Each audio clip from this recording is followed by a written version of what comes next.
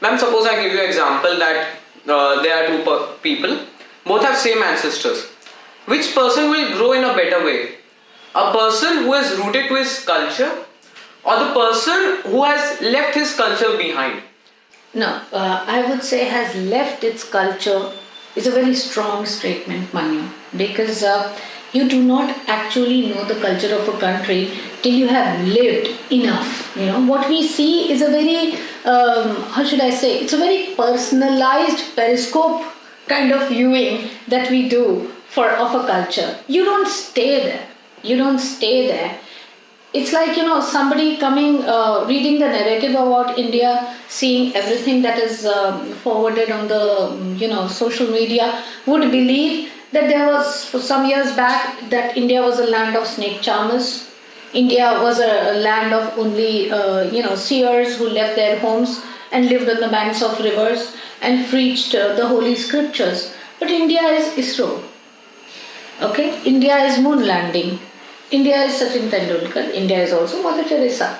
Likewise, when we say that America has moved away from its culture, I would not agree upon it. Neither would I pronounce such a holistic umbrella judgment upon a country unless and until I have experienced what are the dynamics of day-to-day living in that particular country. Europe, yes, it has tangible proofs of its history. We can chronologically kind of construct it. Likewise, the American history, ever since you are talking about the War of Independence, so on and so forth, there are certain ethos. There is a certain ethos which is very, very, very intrinsic to that country. Democracy, the freedom of human thought, and the right to every human being to free speech and expression. These are not tenets that evolve in a test tube. This is a way a people are. This is a way a race thinks, and for generations continues to think that thing, Manu. So I feel ancestors who are tethered to a culture are important, but so is the endeavor of the man who has started a culture, who has propagated a civilization. So if Europe is handed down, to put it very, very generally, and I'm on a social media, I do not espouse this as words carved in stone, because we're talking at a very, very basic level. So I would say America is a civilization which has evolved from a voyager's vision. Look at it like that. So it is ever evolving. Probably it need not have the very elements that shackle it to history and do not allow it to grow. Some customs, some traditions pull you down. Such as there's a lot of talk about should monarchy be allowed the kind of extravagant lifestyle they are. Now that is ancestry, that is culture, that is tradition, and yet some of us feel that so much of extravagance, so much of opulence, when some people are without power, some people do not have good jobs, when the unemployment rates are going up. Why are we clinging so dogmatically to a piece of history which is becoming an impediment for the rest of us commoners to lead a normal life? So human behavior, I would say, is controlled and governed more by time and experiences and the context in which that particular community is at the moment. I would not give a judgment and say that a culture which is tethered is necessarily the better culture. Who drives culture? It is us. The locus of control is within us. The power always rests within us.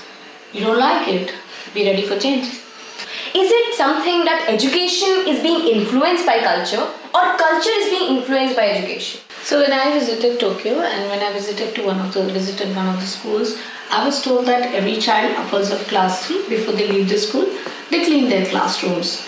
They also clean the corridors and they set their tables right, so on and so forth. And it's a practice, and every child does it as a part of their school routine.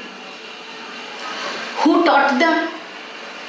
Who taught them how to do it is perhaps the school. I mean, that desks have to be arranged neatly and that corridors have to be swept in a certain way so that we do it quickly, precisely, efficiently. Where did the thought come from? The thought originated from years and years of belief systems which said that no labor is without dignity. So when you say that does culture influence education or does education create a culture, my answer to that is that whenever you are in a laboratory, the thought originates not necessarily in that laboratory. What does the laboratory become? It becomes the place of execution of a thought. So if you are studying, genomes, or if you are studying something like a chemical reaction where two elements you would combine and probably this would happen and that would happen, that first is a thought. You go to a laboratory, there is a procedure by way of which you test that thought, you work on that thought, a process evolves. Then you come back with a solution, and at the end of the entire thing, you say, okay, here onwards, this shall lead to this. So the thought originates in culture. The execution happens in education. And sometimes, if a thought is not there in the culture, and education alone wants to drive something which is radically different and radically, opposite to the culture and the belief system and the thought, well, there is an uproar. There is an uproar. So first, you have to have a culture which is accepting, which is flexible enough, porous enough to certain good practices and good ideas. Only then can education influence the execution of those thoughts. And the subsequent, generations will be very much in sync with it. It's like if my mother went to a school who said that, before you leave for home, class 4 offers, class 3 offers, you have to put your things in place. So I would not question a school. And I would just do it organically. That is how it happens. So I don't think that culture and education should be seen as separate compartments. Rather, education is a continuum. I would say education is the laboratory of culture. I've heard a lot about Japan. I'm just excited to know about your experience there, as you said that you have visited it once. As a culture, as a people, I would say I am in awe of their humility. And certain takeaways is that, and anecdotal references I would like to give you. For example, I bought a pair of shoes from a store, and the lady bagged it for me. And I was waiting for her to give me the bill, so I was on opposite side of the counter. To my surprise, I saw her take the bag and then cross over to me, come away from the counter and come towards me. I was a little surprised, thinking that did I do something wrong in the payment, but then the receipt had been generated and so on and so forth. I was amazed. She handed my parcel to me, bowed down, and then went back to her place behind the counter. And that happened every time I bought something. So that was one thing. Also, there was a time when in Tokyo we were going from, we were going to visit a place. It was about 7ish in the evening, and that is the time, 6:37 in the evening, and that is the time for the typical workforce to move back from their jobs, from their places of work to their homes, so on and so forth.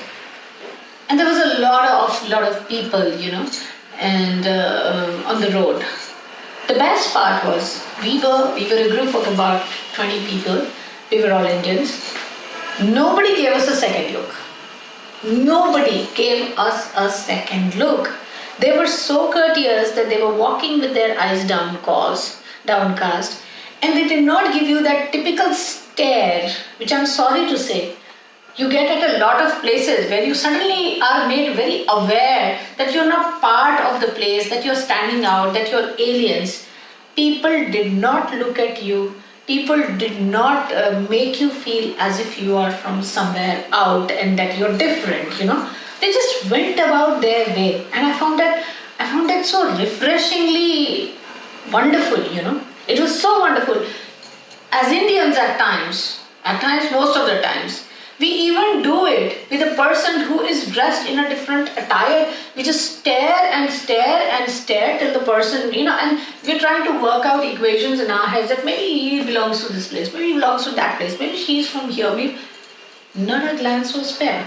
Then we were riding a bullet train back to the place where we are staying, and one of the persons in our group received a telephone call, as is the habit.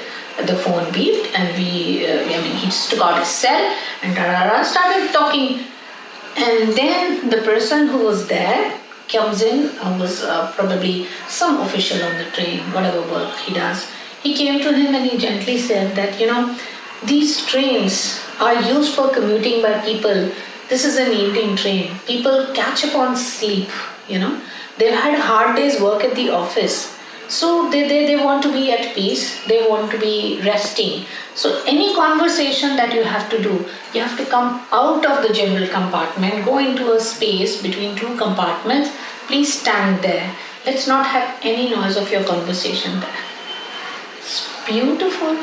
That's so amazingly beautiful, and so much of thought for a random stranger who is going home from work. So this culture of making space for every individual, intuitively giving them caring and compassion, even when you do not know them, you have not been introduced to them. The basic courtesy, I did not see a single person pushing and jostling in a crowd. In fact, I behaved in the typical fashion that I am used to behaving. There was whilst I was checking in for the immigration, whilst coming back, there were so many of them, they were traveling to India, and we were on that queue, and the restless me typically peeping, and is the crowd moving, and is the queue going ahead, and how many before me, and how long. It was a long serpentine queue. The people in front of me, the Japanese people in front of me, bowed, politely stepped aside and asked me to go ahead.